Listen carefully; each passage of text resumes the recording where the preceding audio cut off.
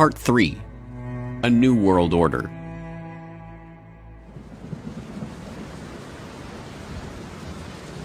February 21st, 1916. A week of rain, wind, and heavy fog along the Western Front finally breaks, and for a moment there is silence in the hills north of Verdun. That silence is broken at 7:15 a.m. when the Germans launch an artillery barrage heralding the start of the largest battle the world had ever seen. Thousands of projectiles are flying in all directions, some whistling, others howling, others moaning low, and all uniting in one infernal roar. From time to time, an aerial torpedo passes, making a noise like a gigantic motor car. With a tremendous thud, a giant shell bursts quite close to our observation post, breaking the telephone wire and interrupting all communication with our batteries. A man gets out at once for repairs, crawling along on his stomach through all this place of bursting mines and shells. It seems quite impossible that he should escape in the rain of shell, which exceeds anything imaginable. There has never been such a bombardment in war. Our man seems to be enveloped in explosions, and shelters himself from time to time in the shell craters which honeycomb the ground. Finally, he reaches a less stormy spot, mends his wires, and then, as it would be madness to try to return, settles down in a big crater and waits for the storm to pass. Beyond, in the valley, dark masses are moving over the snow-covered ground. It is the German infantry advancing in packed formation along the valley of the attack. They look like a big gray carpet being unrolled over the country. We telephone through to the batteries, and the ball begins. The sight is hellish. In the distance, in the valley, and upon the slopes, regiments spread out, and as they deploy, fresh troops come pouring in. There's a whistle over our heads. It is our first shell. It falls right in the middle of the enemy infantry. We telephone through, telling our batteries of their hit, and a deluge of heavy shells is poured on the enemy. Their position becomes critical. Through glasses, we can see men maddened, men covered with earth and blood, falling one upon the other. When the first wave of the assault is decimated, the ground is dotted with heaps of corpses. But the second wave is already pressing on.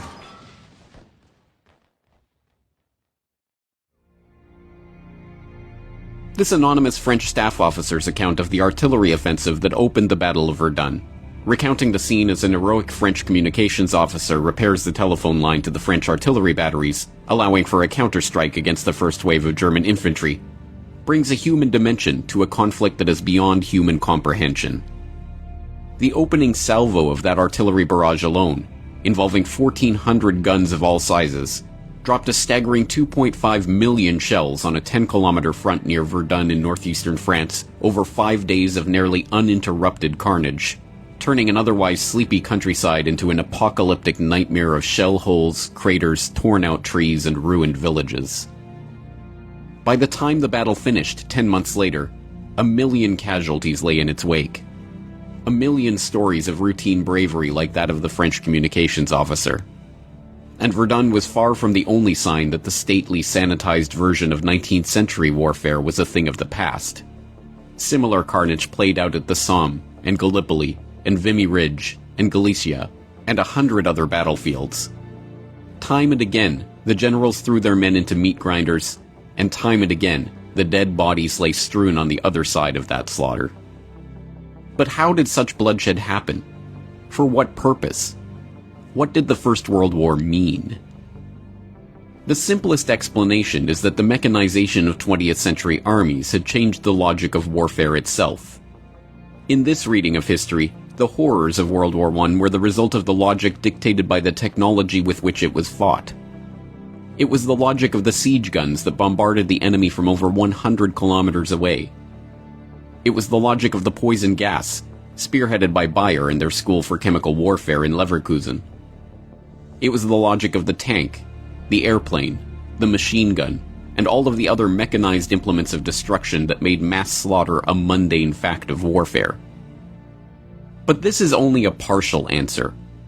More than just technology was at play in this Great War, and military strategy and million-casualty battles were not the only ways that World War I had changed the world forever.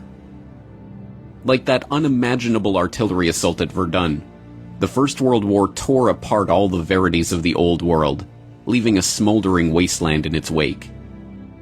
A wasteland that could be reshaped into a new world order. For the would-be engineers of society, war, with all of its attendant horrors, was the easiest way to demolish the old traditions and beliefs that lay between them and their goals. This was recognized early on by Cecil Rhodes and his original clique of co-conspirators. As we have seen, it was less than 1 decade after the founding of Cecil Rhodes' society to achieve the peace of the world that vision was amended to include war in South Africa, and then amended again to include embroiling the British Empire in a world war. Many others became willing participants in that conspiracy because they too could profit from the destruction and the bloodshed. And the easiest way to understand this idea is at its most literal level: profit. War is a racket. It always has been. It is possibly the oldest, easily the most profitable, surely the most vicious. It is the only one international in scope. It is the only one in which the profits are reckoned in dollars and the losses in lives. A racket is best described, I believe, as something that is not what it seems to be to the majority of the people. Only a small inside group knows what it is about. It is conducted for the benefit of the very few at the expense of the very many. Out of war, a few people make huge fortunes. In the World War, a mere handful garnered the profits of the conflict. At least 21,000 new millionaires and billionaires were made in the United States during the World War. That many admitted their huge blood gains on their income tax returns. How many other war millionaires falsified their tax returns? No one knows. How many of these war millionaires shouldered a rifle? How many of them dug a trench? How many of them knew what it meant to go hungry in a rat-infested dugout? How many of them spent sleepless, frightened nights ducking shells and shrapnel and machine gun bullets? How many of them parried a bayonet thrust or an enemy? How many of them were wounded, were killed in battle? As the most decorated Marine in the history of the United States at the time of his death, Smedley Butler knew of what he spoke. Having seen the minting of those tens of thousands of new millionaires and billionaires out of the blood of his fellow soldiers, his famous rallying cry, "War is a racket," has resonated with the public since he first began, in his own memorable words, trying to educate the soldiers out of the sucker class. Indeed, the war profiteering on Wall Street started even before America joined the war. Although, as J.P. Morgan partner Thomas Lamont noted, at the outbreak of the war in Europe, American citizens were urged to remain neutral in action, in word, and even in thought. Our firm had never for one moment been neutral. We didn't know how to be. From the very start, we did everything we could to contribute to the cause of the Allies. Whatever the personal allegiances that may have motivated the bank's directors, this was a policy that was to yield dividends for the Morgan Bank that even the greediest of bankers could scarcely have dreamed of before the war began. John Pierpont Morgan himself died in 1913, before the passage of the Federal Reserve Act he had stewarded into existence, and before the outbreak of war in Europe. But the House of Morgan stood strong, with the Morgan Bank under the helm of his son, John Pierpont Morgan Jr., maintaining its position as preeminent financier in America. The young Morgan moved quickly to leverage his family's connections with the London banking community, and the Morgan Bank signed its first commercial agreement with the British Army Council in January 1915, just 4 months into the war. That initial contract, a $12 million purchase of horses for the British war effort to be brokered in the US by the House of Morgan, was only the beginning.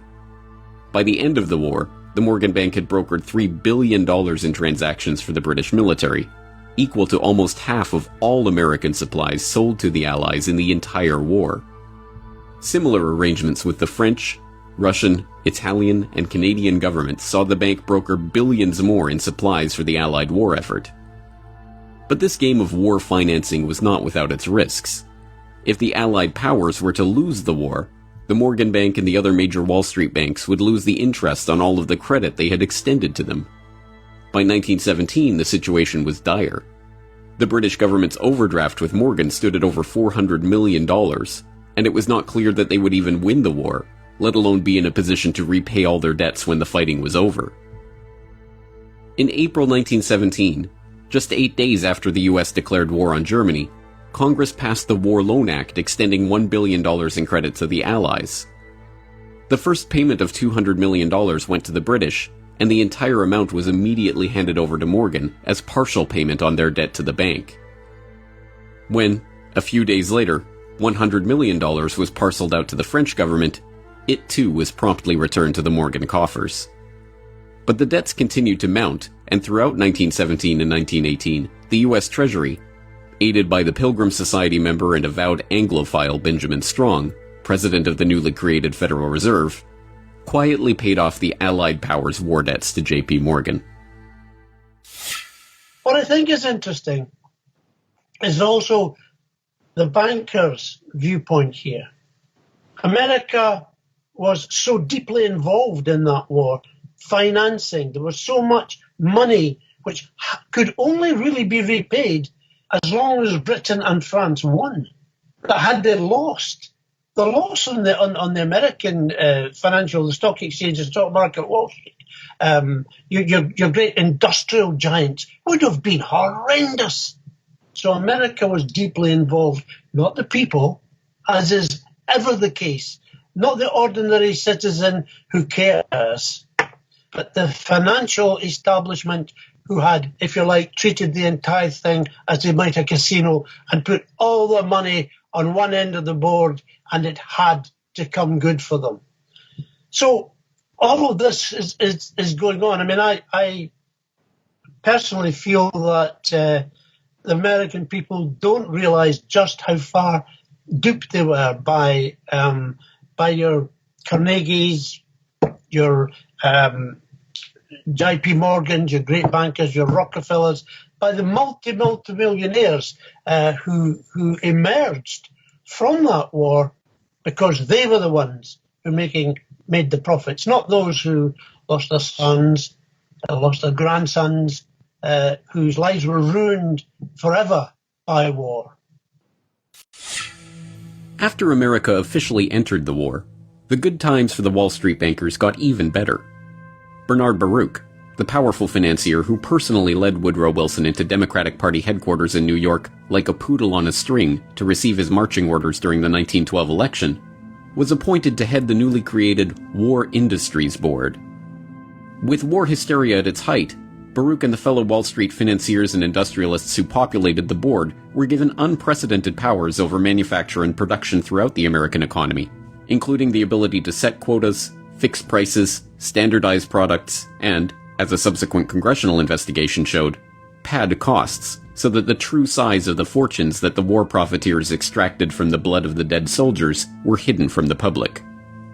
Spending government funds at an annual rate of $10 billion, the board minted many new millionaires in the American economy. Millionaires who, like Samuel Prescott Bush of the infamous Bush family, happened to sit on the War Industries Board.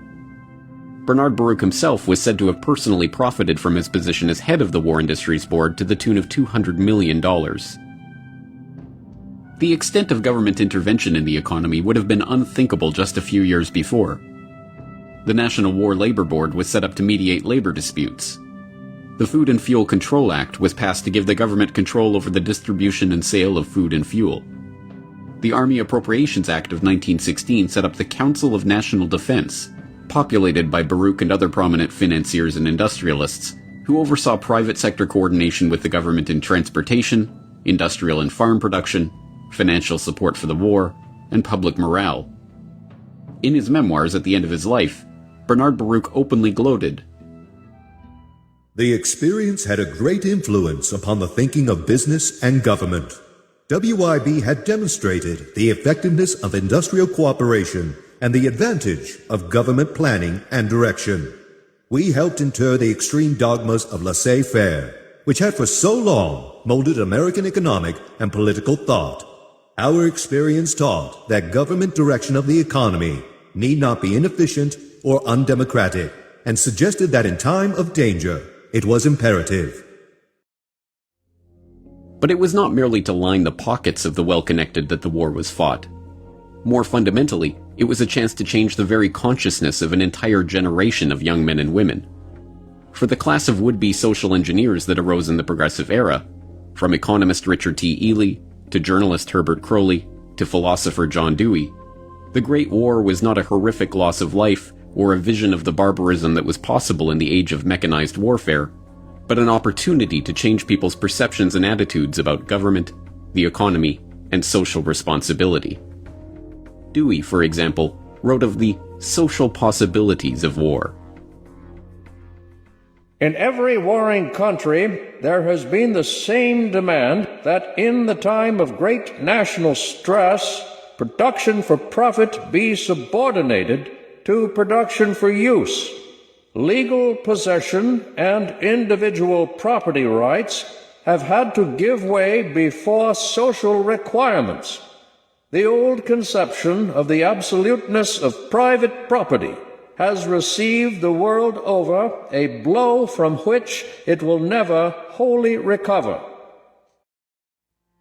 All countries on all sides of the world conflict responded in the same way, by maximizing their control over the economy, over manufacturing and industry, over infrastructure, and even over the minds of their own citizens. Germany had its Kriegssozialismus, or war socialism, which placed control of the entire German nation, including its economy, its newspapers, and, through conscription, its people, under the strict control of the army. In Russia, the Bolsheviks used this German war socialism as a basis for their organization of the nascent Soviet Union. In Canada, the government rushed to nationalize railways, outlaw alcohol, institute official censorship of newspapers, levy conscription, and, infamously, introduce a personal income tax as a temporary wartime measure that continues to this day.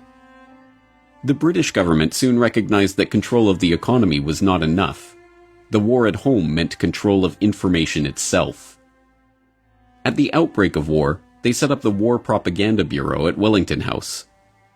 The Bureau's initial purpose was to persuade America to enter the war, but that mandate soon expanded to shape and mold public opinion in favor of the war effort and of the government itself.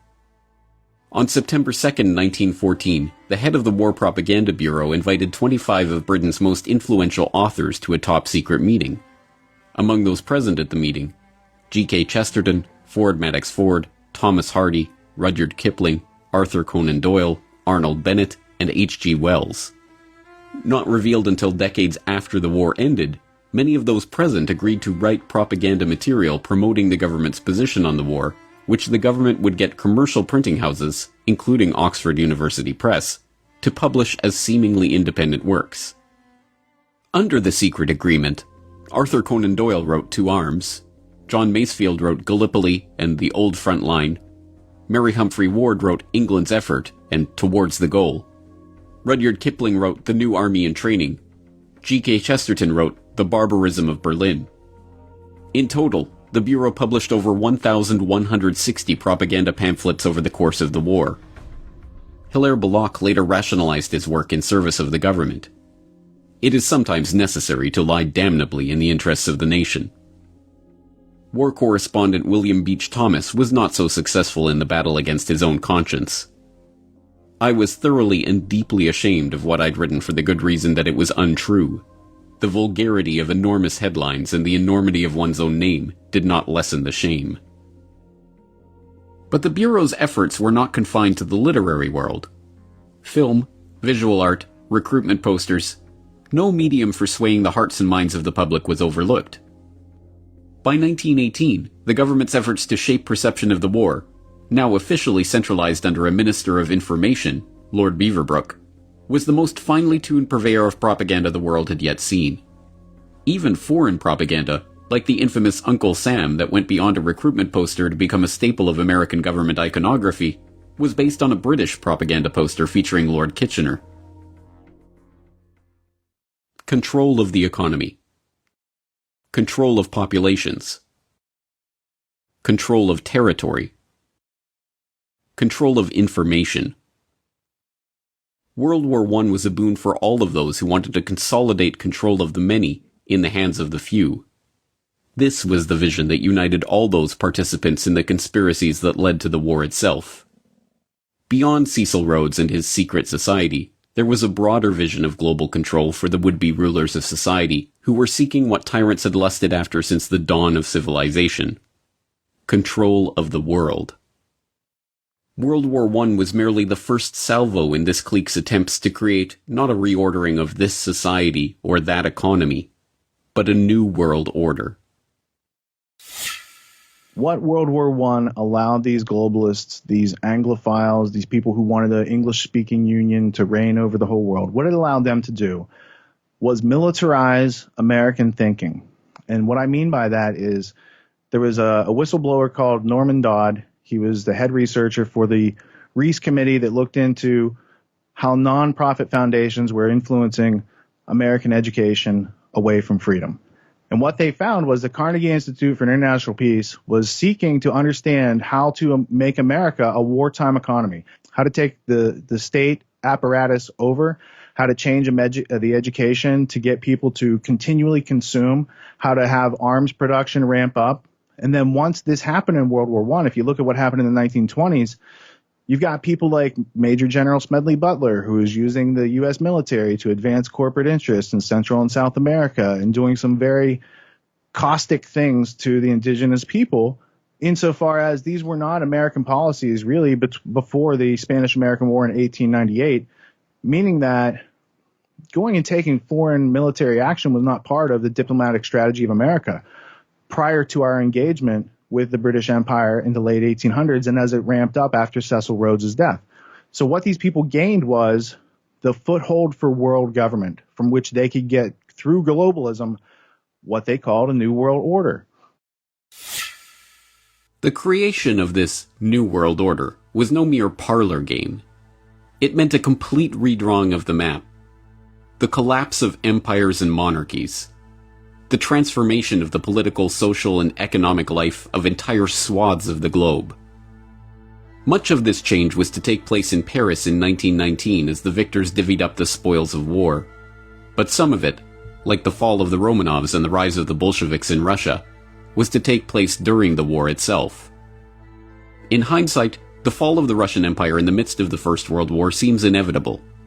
Unrest had been in the air since Russia's defeat by the Japanese in 1905, and the ferocity of the fighting on the Eastern Front, coupled with the economic hardship, which hit Russia's overcrowded, overworked urban poor particularly hard, made the country ripe for revolt. That revolt happened during the so-called February Revolution, when Tsar Nicholas was swept from power and a provisional government installed in his place. But that provisional government, which continued to prosecute the war at the behest of its French and British allies, was competing for control of the country with the Petrograd Soviet, a rival power structure set up by the socialists in the Russian capital. The struggle for control between the two bodies led to riots, protests, and ultimately, battles in the street. Russia in the spring of 1917 was a powder keg waiting to explode. And in April of that year, two matches, one called Vladimir Lenin and one called Leon Trotsky, were thrown directly into that powder keg by both sides of the Great War. Vladimir Lenin, a Russian communist revolutionary who had been living in political exile in Switzerland, saw in the February Revolution his chance to push through a Marxist revolution in his homeland. But, although for the first time in decades his return to that homeland was politically possible, the war made the journey itself an impossibility. Famously, he was able to broker a deal with the German General Staff to allow Lenin and dozens of other revolutionaries to cross through Germany on their way to Petrograd. Germany's reasoning in permitting the infamous SEAL train ride of Lenin and his compatriots is, as a matter of war strategy, straightforward. If a band of revolutionaries could get back to Russia and bog down the provisional government, then the German army, fighting that government, would benefit. If the revolutionaries actually came to power and took Russia out of the war altogether, so much the better. But the curious other side of this story, the one demonstrating how Lenin's fellow communist revolutionary, Leon Trotsky, was shepherded from New York, where he had been living well beyond the means of his income as a writer for socialist periodicals, through Canada, where he was stopped and identified as a revolutionary en route to Russia, and on to Petrograd, is altogether more incredible. And, unsurprisingly, that story is mostly avoided by historians of the First World War. One of the scholars who did not shy away from the story was Anthony Sutton, author of Wall Street and the Bolshevik Revolution, whose meticulous research of State Department documents, Canadian government records, and other historical artifacts pieced together the details of Trotsky's unlikely journey. Trotsky was in New York. He had no income. I summed his income for the year he was in New York. It was about $600. Yet he lived in an apartment. He had a chauffeured limousine. He had a refrigerator, which was very rare in those days. He left New York and went to Canada on his way to the revolution. He had $10,000 in gold on him. He didn't earn more than $600 in New York. He was financed out of New York. There's no question about that. The British took him off the ship in Halifax, Canada. I got the Canadian archives. They knew who he was. They knew who Trotsky was. They knew he was going to start a revolution in Russia.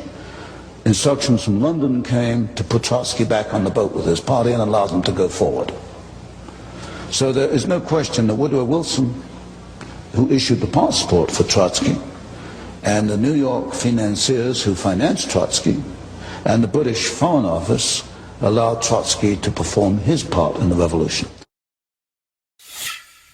After succeeding in pushing through the Bolshevik Revolution in November of 1917, one of Trotsky's first acts in his new position as People's Commissar for Foreign Affairs was to publish the secret treaties and understandings that Russia had signed with France and Britain. These documents revealed the secret negotiations in which the Entente powers had agreed to carve up the colonial world after the war.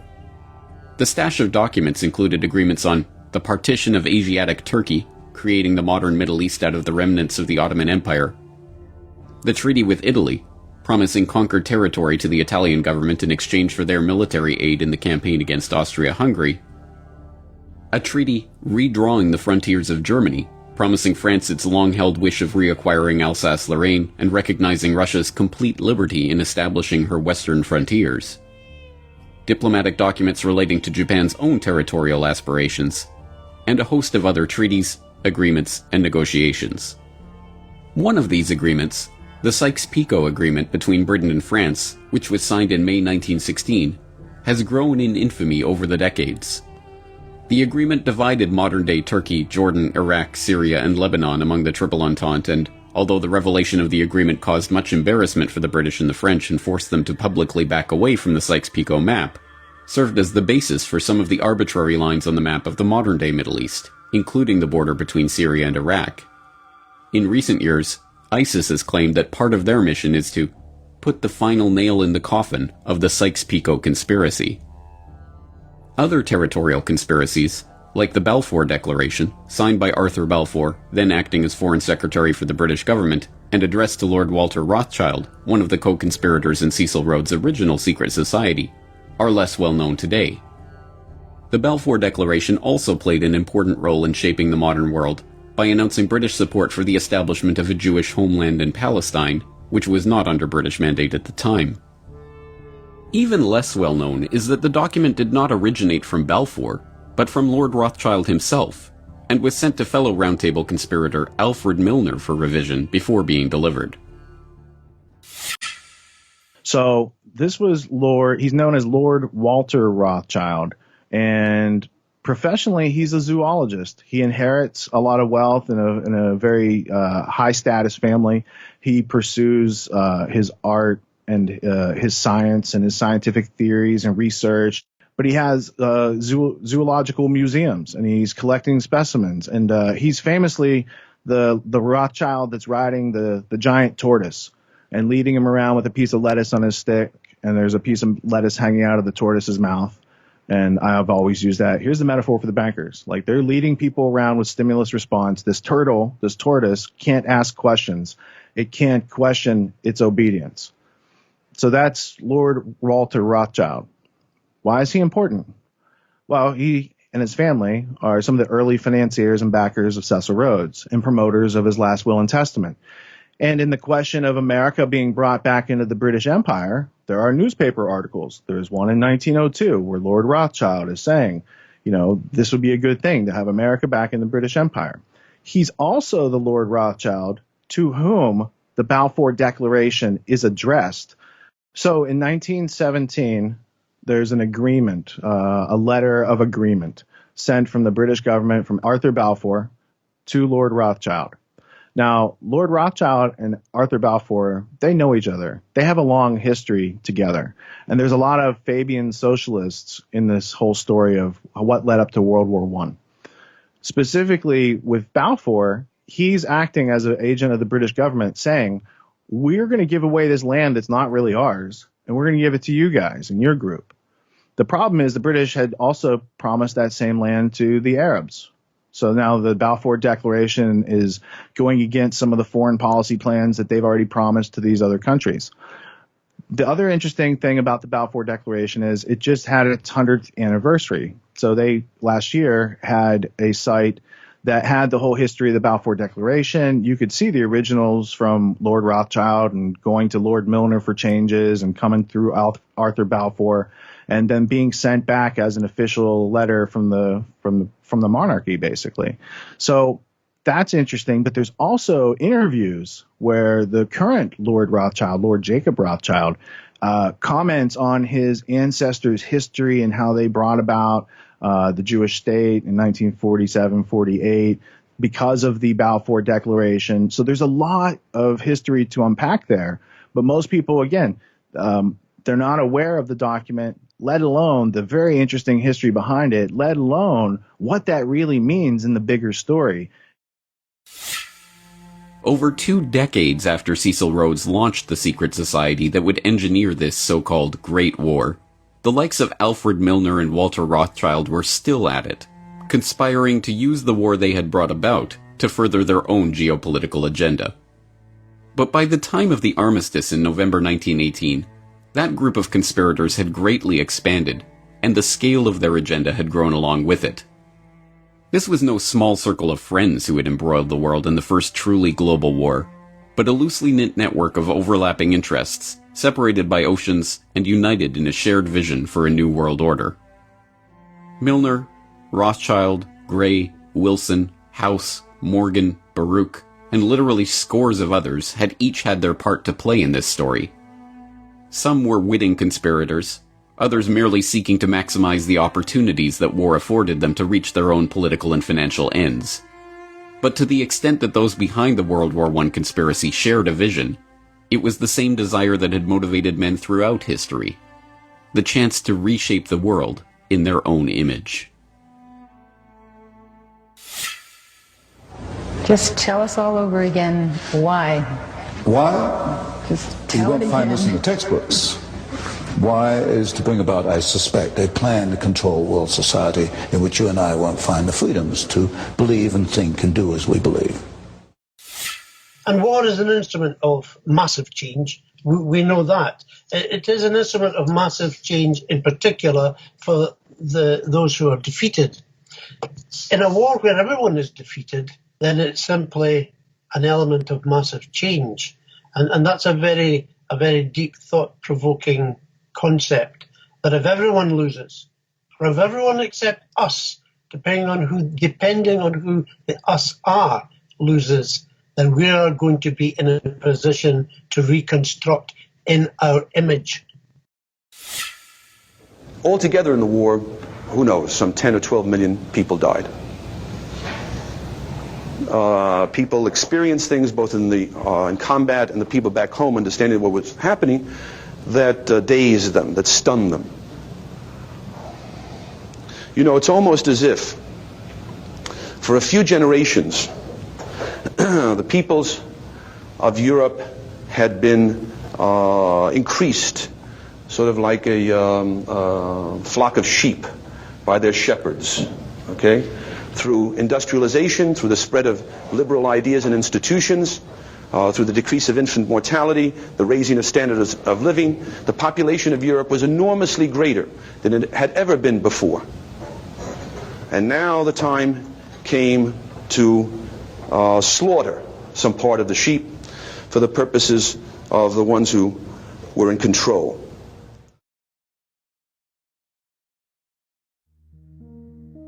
For the ones in control, World War I had been the birth pangs of a new world order.